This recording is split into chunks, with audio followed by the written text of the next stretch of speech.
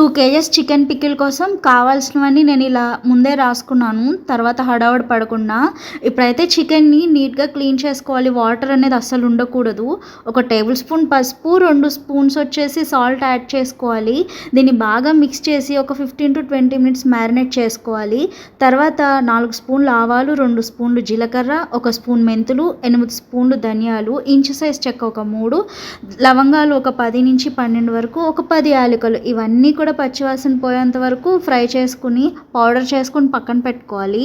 And ఇప్పుడు pickle preparation కోసం మనం చికెన్ ఫ్రై చేసుకోవడానికి గ్రౌండ్నట్ ఆయిలే తీసుకోవాలి. గ్రౌండ్నట్ ఆయిల్ అయితేనే మంచి టేస్ట్ వస్తుంది. ఇలా చికెన్ పీసెస్ అన్నీ కూడా గోల్డెన్ బ్రౌన్ కలర్లో ఫ్రై అయిన తర్వాత ఆయిల్లో నుంచి సపరేట్ చేసేసుకోవాలి.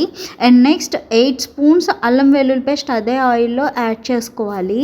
100 గ్రామ్స్ అల్లం, 100 గ్రామ్స్ వెల్లుల్లి తీసుకుంటే మనకి 8 స్పూన్స్ అల్లం వెల్లుల్లి పేస్ట్ వస్తుంది.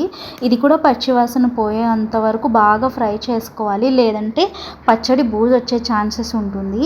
అల్లం వెల్లుల్లి పేస్ట్ బాగా ఫ్రై అయిన తర్వాత మనం ఇందాక సపరేట్ చేసి పెట్టుకున్న వేయించి పక్కన పెట్టాం కదా చికెన్ ముక్కల్ని యాడ్ చేసేయాలి. అండ్ అలాగే పౌడర్ చేసి ఇందాక మసాలా పెట్టాం కదా అది కూడా ఇప్పుడు యాడ్ చేసేయాలండి. ఇది సిమ్లో పెట్టుకోవాలి, మనం హై ఫ్లేమ్ పెట్టకూడదు. తర్వాత సాల్ట్ ఎలాగో మ్యారినేట్ చేసేటప్పుడు 2 టేబుల్ స్పూన్స్ వేసాం కాబట్టి ఇప్పుడు ఒక 4-5 స్పూన్స్ సాల్ట్ కూడా యాడ్ చేసుకోవాలి. మనకి సాల్ట్, కారం వీటిలో ఏమన్నా తగ్గితే మనం నెక్స్ట్ యాడ్ చేసుకోవచ్చు. అండ్ అలాగే నేను కారం కూడా ఒక 10 టేబుల్ స్పూన్స్ తీసుకున్నాను. ఎందుకంటే లెమన్స్ స్క్వీజ్ చేసిన తర్వాత ఘాటు కొంచెం తగ్గుతుంది కాబట్టి.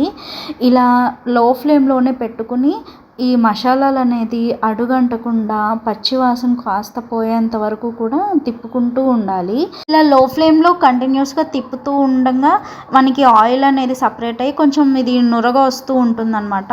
ఇంకా మనం ఆ స్టేజ్కి వచ్చాక స్టవ్ ఆఫ్ చేసేసుకోవాలి. కదిలించకుండా దీన్ని పక్కన పెట్టేయాలి.